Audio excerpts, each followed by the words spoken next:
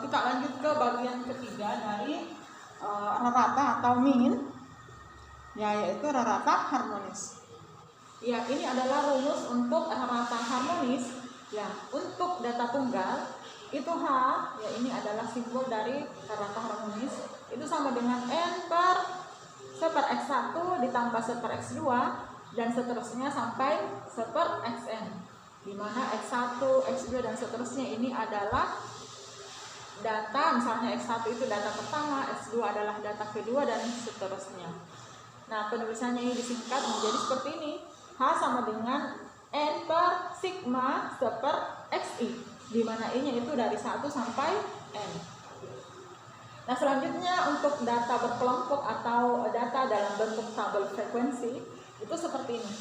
H sama dengan sigma Fi, ya, di mana I-nya itu dari 1 sampai K. Fi ini sendiri adalah frekuensi untuk kelas KI. Kemudian dibagi dengan sigma Fi per Xi, di mana I-nya itu dari 1 sampai K. Kita telah mempelajari 3 rata ya. Ada 2 rata yang sebelumnya telah dibahas. Nah, untuk rata harmonis ini dia memiliki penggunaan yang berbeda dari 2 rata sebelumnya. Nah, untuk rata harmonis itu biasanya digunakan untuk menghitung rata kecepatan. Nah, berikut ini adalah contohnya. Seseorang mengendarai mobil dari tempat A ke tempat B yang jaraknya 300 km pergi dan pulang.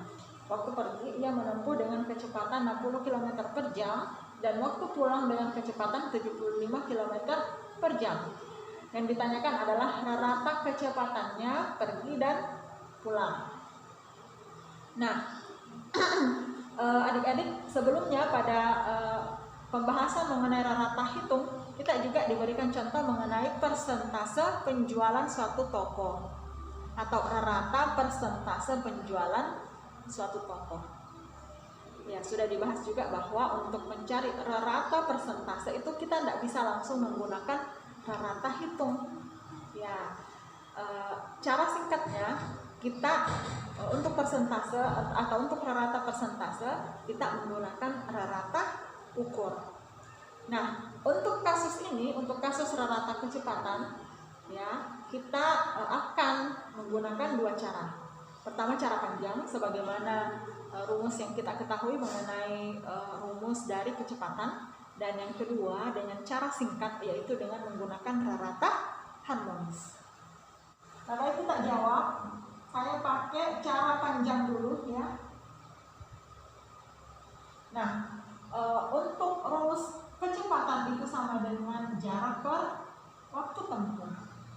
Baik, langkah pertama yang kita lakukan dalam menentukan rata kecepatannya, ya, jadi kita tentukan terlebih dahulu untuk waktunya, waktu untuk pergi ya, waktu untuk pergi berarti 300 km per 60 km per jam.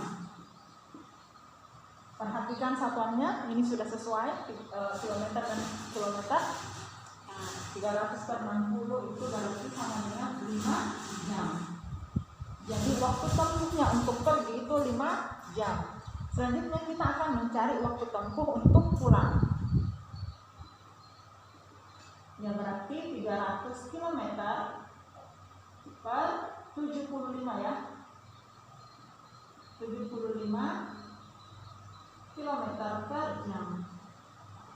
Ya, kita dapat nilai 4 jam. Jadi waktu tempuh untuk pulang itu 4 jam. Nah, sekarang kita akan menentukan kecepatan rata-ratanya. Ini saya ke atas, saya hapus dulu yang di atas. Nah, sekarang untuk kecepatan rata-ratanya itu sama dengan jarak totalnya per waktu tempuh totalnya. Ya, sehingga jarak totalnya adalah 300 km untuk pergi dan 300 km untuk pulang. Berarti jarak totalnya itu 600 km.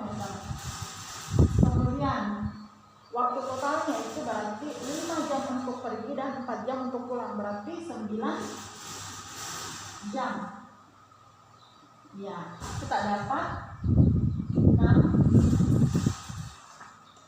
66,67 km per jam. Ya, gitu. Ini adalah cara pertama. Nah, kita akan mencari kecepatan rata-ratanya dengan cara kedua, yaitu kita langsung menggunakan rumus dari rata harmonis. Nah, sekarang itu rumus dari rata harmonis. Perhatikan kalau kita punya dua data, jadi seperti ini saja.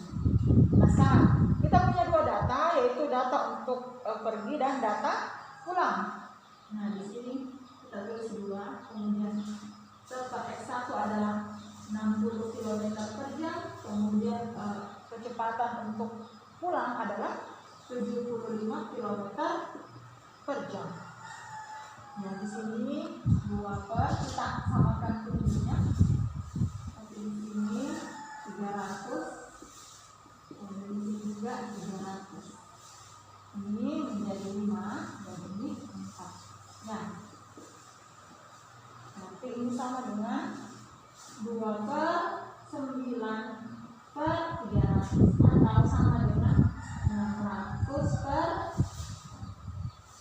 9. Jadi kita dapat totalnya di sana atau hasilnya adalah 600 per 9 itu sama dengan 66,67 km per jam. Jadi sama saja caranya, cuman cara kedua ini jauh lebih sederhana.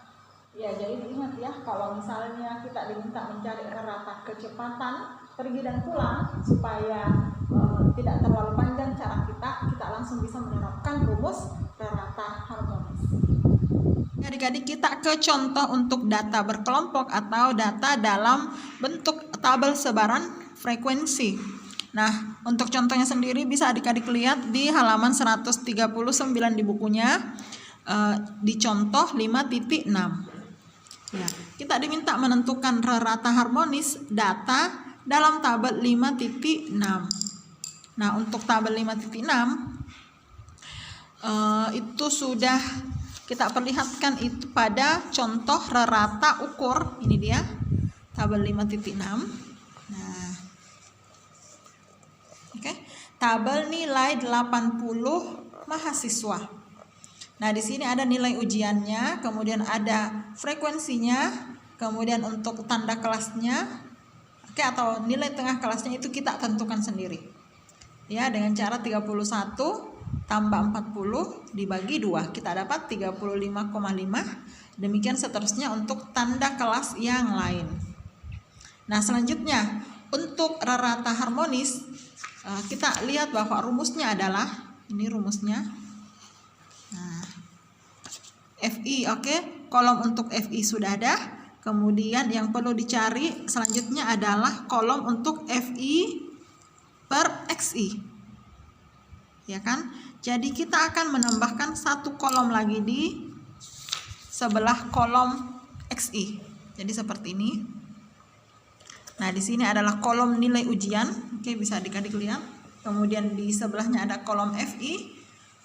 Dua kolom ini atau tabel ini yang berisi dua kolom ini adalah tabel yang awalnya atau tabel yang memang sudah diberikan sebelumnya. Nah, untuk kolom XI itu kita cari sendiri, dan kolom di sampingnya lagi atau kolom berikutnya lagi kita tambahkan berdasarkan kebutuhan kita. Dalam hal ini untuk rata harmonis kita membutuhkan kolom untuk nilai FI per XI. Ya, dipaham ya. Selanjutnya untuk nilai FI XI kita dapat dari FI, oke, dibagi 31 dibagi 35,5 kita dapat 0,0282. Demikian juga untuk kelas kedua. F itu 2, kemudian XI-nya 45,5, berarti 2 dibagi 45,5 kita dapat 0,0440 dan seterusnya ke bawah. Kemudian kita jumlahkan, kita dapat nilai 1,0819.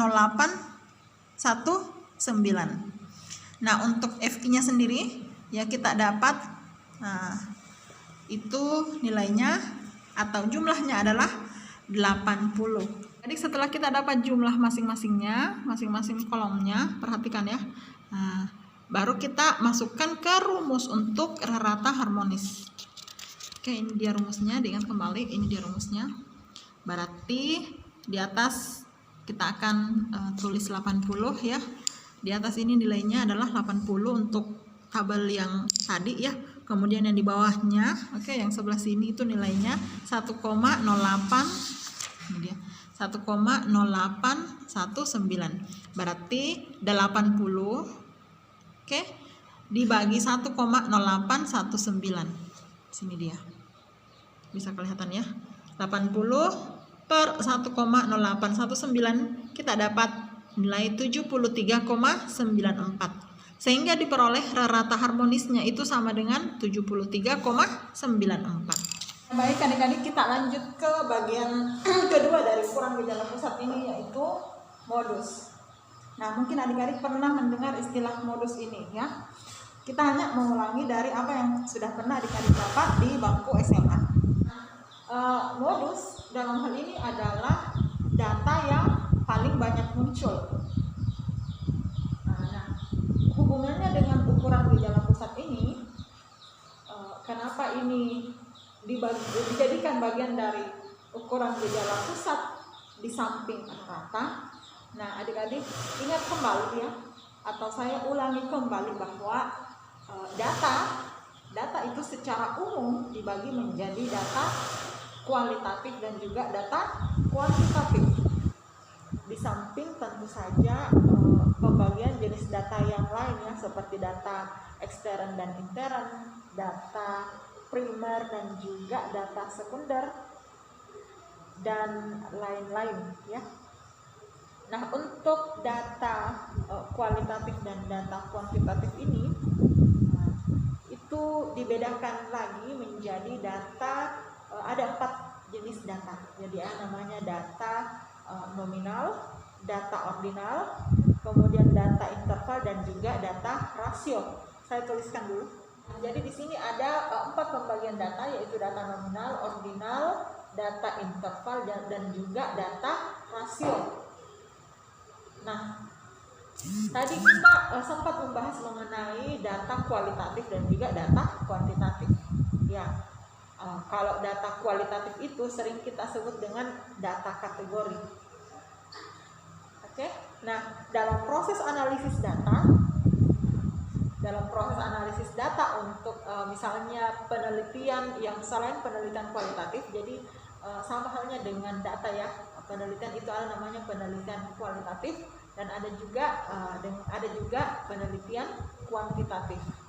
Nah, kalau data kita kualitatif, oke, kemudian penelitian kita adalah penelitian kualitatif, ya tidak masalah karena memang sinkron. Namun kadangkala data kita berbentuk data kualitatif, sementara penelitian kita bentuknya kuantitatif. Dipaham ya? Jadi data kita kualitatif, kemudian penelitian kita kuantitatif. Nah, itu agak kurang sinkron. Jadi untuk mensinkronkan itu, ya kita harus mengubah data kualitatif kita menjadi berbentuk kuantitatif. Ya, bagaimana caranya? Dengan menggunakan variabel dummy atau variabel boneka. Nah, untuk data kualitatif yang diubah menjadi data kuantitatif, ini ada 2 jenisnya, yaitu data nominal dan juga data ordinal. Nah, untuk data interval dan juga data rasio ini, itu memang murni dari data kuantitatif. Oke, dipahami ya bedanya? Jadi ini adalah data kualitatif yang dikuantitatifkan, sementara ini adalah murni data kuantitatif. Nah, apa ciri khas dari keempat data ini? Ya, jadi saya ambil contoh masing-masingnya untuk supaya adik-adik bisa membedakan ciri khas dari masing-masing 4 data ini. Jadi untuk data nominal itu misalnya kita ambil contoh data laki-laki dan perempuan. Nah, untuk membedakan laki-laki dan perempuan, biasanya laki-laki disimbolkan dengan 0 dan perempuan dengan 1, atau sebaliknya. laki-laki disimbolkan dengan 1, oke, dan perempuan dengan 0. Nah, kemudian untuk data ordinal, contohnya itu kelas. Misalkan ada siswa di suatu sekolah. Kita mau membedakan mana siswa kelas 1, kelas 2, dan kelas 3. Nah, jadi kita kasih simbol, misalnya untuk siswa kelas 1 itu disimbolkan dengan 1. Untuk siswa kelas 2 itu kita simbolkan dengan 2. Dan untuk siswa kelas 3 kita simbolkan dengan 3. Oke, jadi dua-duanya ini sebenarnya adalah data kualitatif yang dikuantitatifkan. Nah, seperti itu ya. Bedanya apa? Kalau misalnya data ordinal itu mengenal tingkatan, sementara untuk data nominal tidak mengenal tingkatan. Dipahami antara laki-laki dan perempuan, kita tidak boleh mengatakan bahwa laki-laki itu misalnya karena dia nilainya 1, sementara perempuan itu nilainya 0, kita katakan bahwa laki-laki lebih tinggi dari perempuan. Tidak seperti itu. Sementara untuk data ordinal, ya memang ada tingkatannya, kayak tadi kelas 1, kelas 2, dan juga kelas 3. Sementara untuk data interval, ya ini adalah data kuantitatif. Demikian juga untuk data rasio, ini juga data kuantitatif. Bedanya apa? Kalau data rasio, saya kesini dulu. Kalau data rasio itu sebagaimana data yang kita kenal. Ya, misalnya data tinggi badan, ya kan? Data berat badan, dan yang lain-lainnya. Sementara untuk data interval, ya saya ambil contoh untuk data suhu. Ya, data suhu, misalnya air yang bersuhu -5, kita campurkan dengan air yang bersuhu misalnya 10 derajat, ya -5 derajat dengan 10 derajat kita campurkan, itu tidak mutlak kita dapatkan suhu yang airnya +5, tidak ya. Jadi untuk data interval ini dia sebenarnya datanya kuantitatif, tapi dia tidak mengenal angka 0 mutlak. Ya, itu benar. Jadi kalau ini dia mengenal angka 0 mutlak, ya 2 ditambah 2 4, -2 ditambah 2 ya 0. Kalau ini tidak seperti itu. Nah, begitu. Kaitannya apa dengan modus? Ya, kalau misalnya kita mau menentukan ukuran gejala pusat, kalau datanya jenis interval dan rasio, untuk ukuran gejala pusat yang paling ideal, ya itu biasanya kita lihat dari raratanya. Oke, entah itu rarata hitung, rarata ukur, maupun yang lain-lainnya. Sementara kalau misalnya datanya dalam bentuk nominal atau ordinal, biasanya untuk ukuran gejala pusatnya kita tidak menggunakan rarata. Biasanya kita menggunakan modus. Ya, baik, kita masuk ke rumus dari modus. Ya, untuk data tunggal, kita ingat saja bahwa modus itu adalah data yang paling sering muncul. Ya, maka itu adalah modusnya. Nah, bagaimana cara menentukan modus kalau misalnya datanya itu data yang paling sering muncul itu ada 2, seperti itu. Jadi modusnya kita ambil dua-duanya. Nah, untuk data yang seperti itu, kita katakan bahwa bentuk sebaran datanya itu bimodal. Sementara kalau misalnya data yang paling sering muncul atau modusnya itu memang tunggal, itu kita katakan dia datanya itu sebaran datanya itu kita katakan dengan unimodal. Nah, seperti itu. Nah, kalau untuk data berkelompok atau data yang sudah dinyatakan dalam tabel sebaran frekuensi, ya ini adalah rumus untuk modusnya, yaitu batas bawah kelas modus ditambah panjang kelas modus, ya dikali frekuensi kelas modus dikurang frekuensi kelas interval di bawahnya, dibagi ya frekuensi kelas modus dikurang frekuensi kelas interval di bawahnya, ditambah frekuensi kelas modus dikurang frekuensi kelas interval di atasnya. Nah, kita bisa langsung ke soalnya ya untuk lebih memahami seperti apa penggunaan rumus dari modus ini. Ini adalah contoh untuk perhitungan modus dengan menggunakan tabel sebaran frekuensi. Nah, datanya masih sama ya, nilai ujian 80 mahasiswa. Di sini kita tidak perlu menentukan tanda kelasnya atau XI-nya. Kita langsung melihat frekuensinya. Oke. Nah, perhatikan untuk frekuensinya. Saya perjelas dulu adik-adik. Oke. Nah, frekuensinya kita lihat yang paling besar di sini adalah 25. Oke. Dia terletak pada kelas interval 71 sampai 80. Nah, berarti ini adalah kelas modus. Oke, ini adalah kelas modus. Oke. Nah, sekarang kita akan menentukan B-nya. Ini B, batas bawah kelas modus. Ya, batas bawahnya berarti 70,5. Perhatikan ya, saya perbesar. Oke. Nah, batas bawah kelas modus berarti nilainya adalah 70,5. Kemudian panjang untuk P-nya. Ya, P-nya itu panjang kelas modus. Ya, di sini nilainya 10 ya. 70 sampai 80 itu nilainya 10. Atau panjangnya 10. Kemudian kita menentukan B1.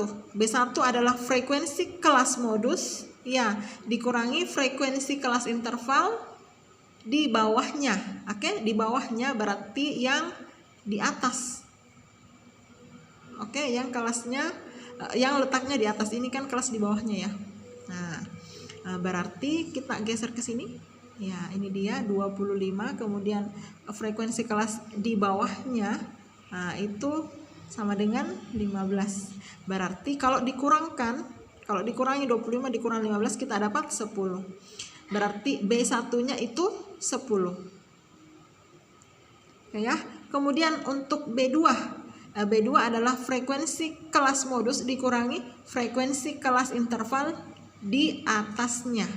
Nah, frekuensi kelas interval di atas modus berarti yang ini ya, ini. Nah, oke, ini kelas di atasnya. Kemudian perhatikan frekuensinya itu 20. Berarti kalau dikurangkan kita dapat B2-nya itu sama dengan 5. Nah, seperti itu. Nah, setelah kita dapat nilai-nilainya, kita bisa memasukkan nilai-nilai tersebut ke dalam rumus untuk menentukan modus. Nah, ini rumusnya di atas. Nah, ini dia. Nah, kita dapat B2-nya itu 5, oke, P-nya 10, kemudian B1-nya itu 10 dan B adalah batas bawah kelas modus itu 70,5. Kita substitusi masuk atau kita input masuk nilai-nilainya, kita dapat 70,5 ditambah 10 dikalikan 10 per 10 ditambah 5. Kita dapat nilainya 70,17. Ya, jadi modus untuk data ini ya itu sebesar 77,17. Nah, adik-adik tadi saya sempat membahas mengenai bimodal dan juga unimodal, ya kan? Kalau misalnya penelitiannya kualitatif dan juga datanya kualitatif, itu tadi saya katakan sudah sinkron ya. Nah, untuk jenis penelitian seperti itu, ya modus itu sangat penting dalam kasus atau dalam penelitian kualitatif. Akan tetapi kalau kita mendapatkan modus yang nilainya tidak tunggal, oke, kita katakan bahwa datanya itu bimodal.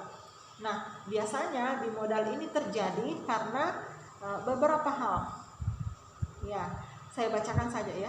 Pertama, data mungkin heterogen. Nah, apa indikasinya kalau data kita heterogen? Ya, data yang homogen, ya, data pada umumnya itu bentuknya seperti ini, dia berdistribusi normal, gitu kan? Nah, sudah saya bahas sebelumnya. Nah, data yang paling banyak itu biasanya terletak di tengah. Nah, ini adalah modusnya. Yang di sini adalah modusnya, ini data yang paling banyak, biasanya terletak di tengah. Nah, kalau misalnya modusnya lebih dari satu, tentu grafiknya tidak seperti ini, ya kan? Artinya kalau grafiknya tidak seperti ini, berarti kita itu mengindikasikan data kita tidak berdistribusi normal. Nah, kalau data kita tidak berdistribusi normal, berarti untuk dalam kasus analisis data untuk statistika parametrik, berarti kita tidak bisa lanjut ke statistika parametrik. Berarti kita harus alihkan analisis data kita ke statistika non parametrik. Mengenai dua jenis statistika ini akan dibahas secara mendalam di bagian tersendiri. Nah, seperti itu. Jadi kalau datanya heterogen, itu akan erat kaitannya dengan datanya tidak normal. Nah, begitu. Sehingga uji prasyarat dalam melakukan analisis statistika parametrik itu tidak terpenuhi. Selanjutnya, alasan kedua yaitu data mungkin dikelompokkan dengan cara yang kurang baik. Biasanya karena kelas interval yang kita patok atau kelas interval yang kita tentukan itu biasanya kecil. Nah, jadi untuk menghindari hal ini, kita upayakan bahwa kelas interval yang kita ambil itu tidak terlalu kecil. Ya, biasanya itu 5 atau dan seterusnya, 5, 10 dan seterusnya. Begitu. Kemudian alasan ketiga, ya itu biasanya terjadi secara kebetulan. Jadi meskipun data kita itu sudah homogen, kadangkala terjadi data kita sebarannya bersifat bimodal. Nah, baik adik-adik, kita masuk ke bagian terakhir dari ukuran gejala pusat, yaitu median. Jadi median itu adalah data tengah dari data atau dari kumpulan data setelah data-data tersebut diurutkan. Boleh diurutkan dari yang besar ke kecil atau dari data yang paling kecil ke yang besar. Nah, kalau misalnya datanya itu sebanyak ganjil, itu mediannya itu bisa langsung kita lihat, yaitu data yang letaknya paling tengah. Nah, kalau misalnya datanya sebanyak genap, berarti mediannya itu adalah rata hitung. Ya, jadi di garis bawah ya, rata hitung dari dua data yang letaknya paling tengah. Nah, untuk data itu tadi data tunggal ya. Sementara untuk data berkelompok atau data yang dinyatakan dalam tabel distribusi frekuensi, rumusnya seperti ini. Median itu sama dengan batas bawah kelas median ditambah panjang kelas median dikalikan ya banyaknya sampel per 2 dikurang frekuensi kumulatif di bawah kelas median. Nah, nanti kita masuk ke contohnya untuk melihat lebih jelas yang seperti apa yang dimaksud F besar ini. Ya, kemudian dibagi dengan frekuensi kelas median. Nah, sekarang kita masuk ke contoh untuk data tunggal ya adik-adik. Misalkan ada data seperti ini, kita diminta untuk mencari mediannya. Nah, perhatikan ini datanya ada sebanyak ganjil ya. Ini ada 7 data. Untuk menentukan mediannya, ya kita urutkan datanya terlebih dahulu. Saya mengurutkannya dari data yang paling kecil ke yang paling besar. Berarti di sini 3, kemudian 4, 5, kemudian 7, kemudian 8 dan 10. Iya. Nah, perhatikan adik-adik, ini datanya setelah diurut, kita akan mengambil data yang paling tengah. Nah, berarti ya. Ya. Jadi, median dari data ini adalah 7. Itu kalau datanya sebanyak ganjil. Nah, bagaimana kalau datanya sebanyak genap? Saya ambil contoh yang sama saja ya. Di sini misalkan ada tambahan data, misalnya 10. kan, misalnya di sini ada data ke-8 yaitu 10. Berarti di sini 10. Nah, sehingga ya mediannya kita ambil yang paling tengah, berarti ini. Oke, kita ambil ratanya, berarti mediannya di sini saya kasih saja. Median itu sama dengan 7 ditambah 8 per 2. Ya, kita dapat mediannya itu sama dengan 7,5. Ya.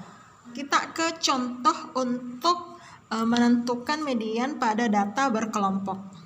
Ya, ini dia datanya masih sama yang tadi ya. Nilai ujian 80 mahasiswa. Nah, untuk menentukan median kita harus menambahkan kolom terbaru atau kolom yang lain, yaitu kolom F-cum ya, atau frekuensi kumulatif. Nah, frekuensi kumulatif sudah kita pelajari ya, berarti untuk F-cum kelas pertama itu tetap dari frekuensi, kemudian F-cum untuk kelas kedua itu kita jumlahkan. Telah kita pelajari sebelumnya ya, bahwa frekuensi kumulatif itu ada dua. Ada frekuensi kumulatif kurang dari dan ada frekuensi kumulatif lebih dari. Jadi untuk pembahasan median ini yang kita ambil adalah frekuensi kumulatif kurang dari. Oke, jadi ini adalah frekuensi kumulatif kurang dari. Nah, gitu. Nah, sekarang kita akan menentukan nilai-nilai yang akan kita masukkan ke dalam rumus untuk median data berkelompok. Nah, untuk batas bawah kelas median setelah F-cum-nya kita tentukan. Nah, oke, kita lihat bahwa nilainya atau total dari sampelnya itu adalah 80. Berarti mediannya itu terletak pada data yang ke-40. Oke. Nah, data yang ke-40 berarti dia di sini. Berarti di sini dia. Nah, berarti ini adalah kelas mediannya. Oke, bisa diperhatikan ya. Nah, ini dia. Data mediannya itu terletak pada data yang ke-40. Berarti di sini, di dalam sini. Oke, sehingga kelas median itu adalah 71 sampai 80. Nah, kemudian apalagi panjang kelas median. Panjang kelas median itu sama tadi ya, ada 10. 71 sampai 80 berarti 10. Kemudian ukuran sampel atau banyaknya data itu 80. Kemudian F atau frekuensi kumulatif kecil dari di bawah kelas median. Frekuensi kumulatif di bawah kelas median. Frekuensi kumulatif di bawah kelas median. Perhatikan, ini adalah kelas median. Berarti di bawah kelas median, berarti yang sini. Kita mengambil frekuensi kumulatif yang di sini berarti 23. Oke, F besarnya itu sama dengan 23. Kemudian yang lainnya kita diminta menentukan frekuensi atau F-nya, yaitu kelas median. Ini dia F kelas median, frekuensi kelas median. Frekuensi kelas median di sini yaitu ini dia 25. Sudah ya, berarti ini adalah F besar, kemudian ini adalah F kecil. Kemudian batas bawah kelasnya itu berarti di sini dia kelas mediannya, berarti batas bawahnya 70,5 dan panjang kelasnya itu sama dengan 10. Nah, ini kita masukkan ke rumus untuk menentukan median. Berarti batas bawah kelas median 70,5 ditambah panjang kelas median itu 10, kemudian N per 2 yaitu banyaknya sampel dibagi 2, dalam hal ini 80 per 2. Ini dia, saya perjelas. Itu sama dengan 40 dikurang frekuensi kumulatif di bawah kelas median itu ada 23 yang tadi ya. Kemudian dibagi dengan frekuensi kelas median itu 25. Nah, kita dapat nilainya itu sama dengan 77,3. Ya, adik-adik, di bagian terakhir dari bab 5 ini Ya, kita diberikan output dari analisis data dengan menggunakan SPSS. Ya, seperti ini outputnya. Ini diberikan beberapa informasi mengenai data yang telah diolah. Di sini ada rentang, kita lihat ya, ini rentang. Ingat kembali, rentang itu adalah nilai yang terbesar dikurang nilai yang terkecil. Kemudian skor minimum atau nilai minimumnya itu sama dengan 16 dan skor maksimumnya itu sama dengan 99. Nah, silahkan dikurang, ini 99 dikurang 16 itu kita dapat 83 ya. Kemudian jumlah seluruh data itu ada 7.218. Nah, dan diperoleh di sini rata-ratanya itu sama dengan 72,18. Ya, di sini sudah diberikan rata. Rata dalam hal ini adalah rata hitung ya. Kemudian median dan juga modusnya, ini kita lihat, ini mean-nya tadi, rata-ratanya ya, mean 72,18. Kemudian untuk mediannya itu sama dengan 76,00 dan mode atau modusnya itu sama dengan 88. Ya. Hal yang perlu saya tekankan juga di sini adik-adik bahwa nilai-nilai ini ya atau informasi ini mengenai rentang data, kemudian skor minimum dan juga maksimum, kemudian rata-rata, median dan juga modus, ini itu tercakup dalam statistika deskriptif. Oke ya, kita perhatikan deskriptif statistik ya. Jadi dalam analisis data atau dalam output dari analisis data itu diberikan biasanya diberikan dua output, yaitu mengenai statistik deskriptifnya seperti apa dan juga mengenai statistika inferensialnya. Jadi untuk bagian ini adalah output untuk statistika deskriptif.